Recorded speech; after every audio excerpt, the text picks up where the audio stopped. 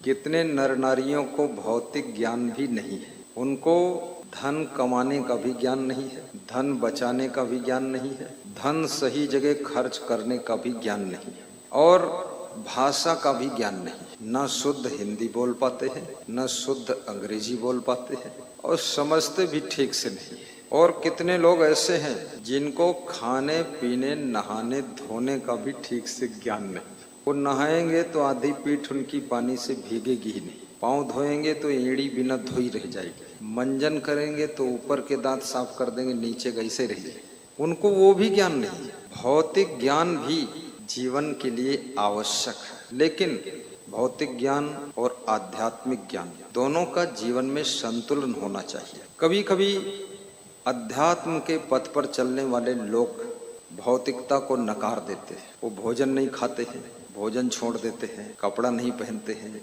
जूता चप्पल नहीं पहनते हैं और कभी कभी जल भी त्याग कर देते हैं, निर्जला व्रत रह लेते हैं। अब ये अध्यात्म के पथ पर चलने वाले लोग भौतिक सुविधाओं को जब इनकार करते हैं तो इनके जीवन का बैलेंस बिगड़ जाता है, क्योंकि शरीर को भौतिक चीजों की जरूरत है। शरीर को जब भूख लगती है, भोजन चाहिए, फल चाहिए, दूध चाहिए, कुछ खाना पड़ेगा। कितने साधुओं के बारे में सुना गया है, ऋषि मुनियों की कहानी कि नीम की छाल को चाटते थे जब भूख लगती थी, नीम को चाट कर खा लेते थे, छाल को खोद कर खाते थे। अब भूख ये नहीं समझती तुम ऋषि मुनि हो गए, कि तुम गृहस्थ हो गए, कि तुम आतंकवादी बन गए, कि तुम बड़े भगत बन गए, भूख तो लगेगी। इसलिए व्रत रहने वाली महिलाओं ने व्यवस्था बना रखी है कि किस व्रत में क्या खाना चाहिए। महिलाएं बुद्धिमान होती है, उनके अलग अलग व्रत में अलग अलग खाने की व्यवस्था रहती है। कभी सिंघाड़ा का हलवा खाएंगी और कभी साबूदाना की खीर। अब उनका पति देखकर ललचाता है कि यार व्रत में ज्यादा फायदा है, अपन व्रत नहीं है तो दाल भात और साबूदाना खीर खा रही है, व्रत रह रही है। तो ये व्रत का इंतजाम है। और व्रत भी दो प्रकार का होता है।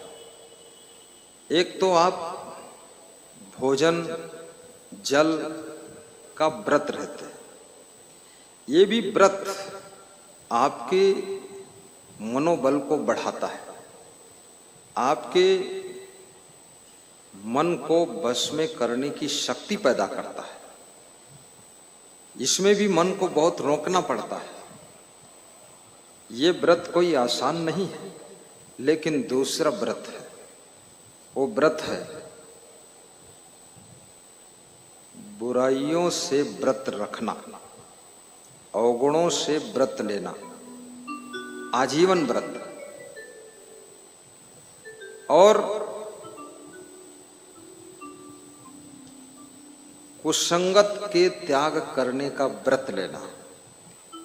व्रत अच्छी चीज है, उपवास रहो।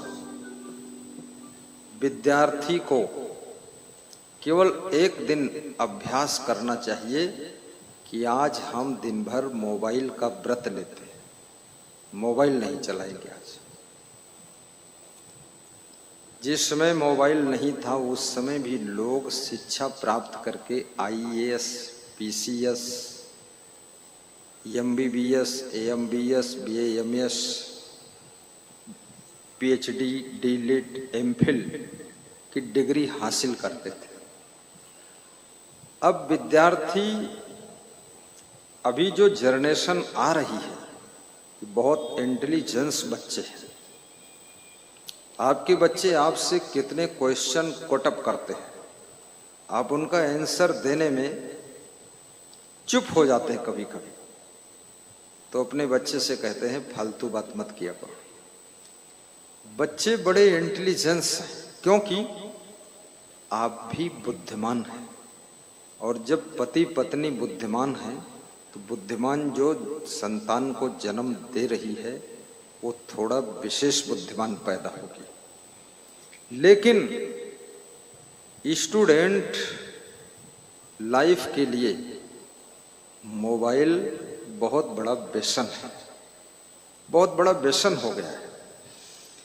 हमारा सत्संग महाराजगंज जिले में था अभी 2-4 दिन पहले। तो वहाँ हमारे एक साधक ने बताया कि हम जहाँ बिस्तर है, जहाँ निवास है, उसके पड़ोस में एक गृहस्थ का घर है। तो उसका बच्चा 14 साल की उम्र है और सब कपड़ा निकाल के फेंक दिया है और गुस्सा में नंगे नंगे बैठा है और बोलता है कपड़ा तब पहनूंगा जब मोबाइल लाकर दोगे। पागल हो गया मोबाइल के लिए। तो हमने कहा फिर क्या हुआ? संत लोग भी इस तरह की घटनाएं बड़े गौर से देखते हैं। तो साधक था, संत नहीं था, आधा भगत और आधा साधु, उसको साधक कहते हैं, बीच क्या है, अभी पूरा कोई नहीं है। तो वो गौर से देखा तो बोला उसका बाप समझाते समझाते हार गया, माँ हार गई, अंत में मोबाइल खरीद कर दिया, तब कपड़ा पहनकर घर आया। बैठा था 14 साल का लड़का, नंग धड़ंग नागा बाबा बनकर बैठा था। अब ये मोबाइल की आसक्ति है। याद रखना, मोबाइल बहुत उपयोगी यंत्र है। मोबाइल का यदि आप सदुपयोग करो तो ये मोबाइल कोई साधारण चीज नहीं है। 1 सेकंड में 7 समुंदर पार अमेरिका से बात कराता है और अमेरिका के व्यक्ति का और तुम्हारा फोटो भी दोनों को दिखाई देता है अपने अपने मोबाइल में। ये हम लोगों ने कभी कल्पना नहीं किया था कि ऐसा भी कोई यंत्र बनकर आएगा क्या, लेकिन आ गया। जिसने मोबाइल की रचना किया वो व्यक्ति जब मोबाइल के प्रति लोगों की चिपकाहट को देखा तो बड़ा दुखी हुआ। उसने कहा मैं नहीं जानता था मेरा मोबाइल इतना खतरनाक लोगों के लिए होगा, नहीं तो कुछ इसमें कसर भी रखते हो। परंतु याद रखना, जो चीज जितनी ही लाभदायक होती है उसके अंदर उतने ही खतरे छिपे होते हैं। जैसे बिजली उजाला कर रही, पंखा चला रही, कूलर चला रही, बिजली ट्रेन को चला रही और बिजली एसी चला रही, बिजली मोटर चला रही, फैक्ट्री चला रही, कंपनी को चला रही। लेकिन बिजली के तार को अगर छू लें तो जो बिजली सब चला रही है वो तुमको मार डालेगी।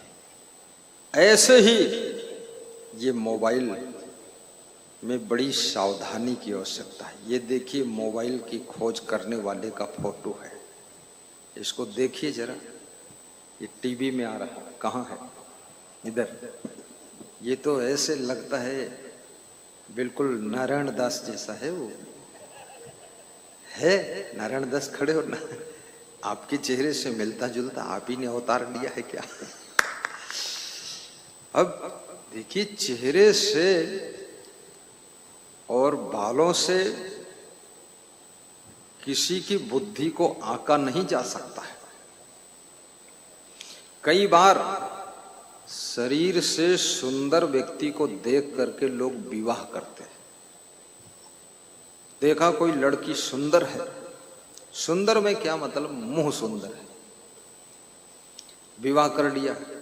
और वो इतनी बैधी थी, मूर्ख, कुछ काम करने का शऊर नहीं है। अब पति पत्नी का जब साथ पड़ा तो लड़ाई शुरू हुई, क्योंकि उसको आता कुछ नहीं, खाली मुंह देखते रहो उसका। अब मुंह कब तक देखोगे? भूख लगी है भोजन करोगे कि मुंह देखोगे? तो कितनी स्त्रियां, कितनी लड़कियां भी किसी सुंदर लड़के को देखकर मोहित हो गई, विवाह कर लिया। और वो लड़का पूरा मूर्ख है, खाली मुंह ही मुंह ठीक है। मैं छत्तीसगढ़ प्रदेश में गया तो एक गांव में सत्संग कर रहा था, गांव का नाम नहीं लूंगा, वो भी सुन रहे होंगे तो सोचेंगे मेरी बदनामी कर दिया गुरुजी ने। तो एक आदमी सबसे आगे बैठता था, चेहरे से सुंदर था और मंद मंद मुस्कुराकर प्रवचन सुनता था। तो मैं सोचा कि ये बड़े ध्यान से सुन रहा है। तो मैंने आखिरी दिन पूछा, आपका नाम क्या है? तो बोला अर्जुन। तो 2-4 लोग और खड़े थे। हमने कहा इसका प्रेम बहुत है, बड़ी श्रद्धा से सुनता है। तो 2-4 लोग खड़े थे, वो बोले इसको सुनाई ही नहीं देता है। तो हमने कहा तो मुंह ऐसा बनाता था, मैं सोचा यही सच्चा श्रोता है। बोले तुम धोखा खा गए गुरुजी, ये सुनता ही नहीं है, बैठा रहता खाली। तो मैंने कहा ये आता क्यों है? बोले आता है, घर में इससे काम बहुत लेते हैं तो यहाँ आराम से बैठने के लिए आता है, आराम मिल जाती है। कितने लोग सत्संग में सोने के लिए भी आते हैं। घर में लोग सोने नहीं देते, काम लेते हैं। यहाँ आकर 3 घंटे सो लेते हो, सबसे पीछे बैठते हैं। सत्संग में सोने से पाप लगता है और सत्संग में प्रसन्न होकर सत्संग सुनने से 4 फल मिलते हैं। मास्टर साहब 4 फल। खड़े हो तुम भी? क्या नाम है? राघवेंद्र जी। इनके ही भवन में हम ठहरे थे। इनका भी बड़ा अच्छा रिसोर्ट VIP में ठहराया था जब मैनपुरी में प्रवचन हुआ था। टोकरी में फल लाए, देख रहे थे बाबा को दे दूं, लेकिन प्रवचन शुरू हो गया था। तो रखा है, मैं निशाना लगा के बैठा हूं, मिलेगा। राघवेंद्र सिंह बहुत प्रेमी, बैठिए। यहाँ पर ऐसे ऐसे भक्त बैठे हैं जो गुरु जी के बहुत प्रेमी हैं और सत्संग भी उनका मन होता हर साल हम सत्संग कराएं गुरु जी का। जैसे जिला समाज कल्याण अधिकारी शिशुपाल जी खड़े हो, इंजीनियर सुरेंद्र जी, श्री पप्पू यादव बघरुआ से। ये सब लोग ऐसे लोग हैं इनका हर साल मन है। भगवान दास, राजेश गुप्ता, विकास गुप्ता, इनकी इच्छा होती हर साल बुला लो, बैठो आराम से। लेकिन हम हर साल बिरले किसी को टाइम देते हैं, क्योंकि मैं क्या सोचता हूं, एक साल सत्संग की सेवा करो, दूसरे साल थोड़ा घर बना लो, बिजनेस बढ़ा लो, बच्चों को पढ़ा लो, कुछ और सेटिंग कर लो, धन का बैलेंस बना लो। गुरु शिष्य भाव में भर करके एक तरफ सोचता है, लेकिन गुरु शिष्य की जिंदगी के चारों तरफ सोचता है कि आगे भविष्य भी हमारे भक्त का अच्छा रहना चाहिए। और सभी बच्चों से व्यास गादी आज्ञा देती है, आप बहुत बुद्धिमान हैं, आप इंटेलिजेंस हैं, आप अपने बाप से ज्यादा बुद्धिमान हैं, क्योंकि बाप के ही अंश हैं आप, अपनी मां से भी अधिक बुद्धिमान हैं आप।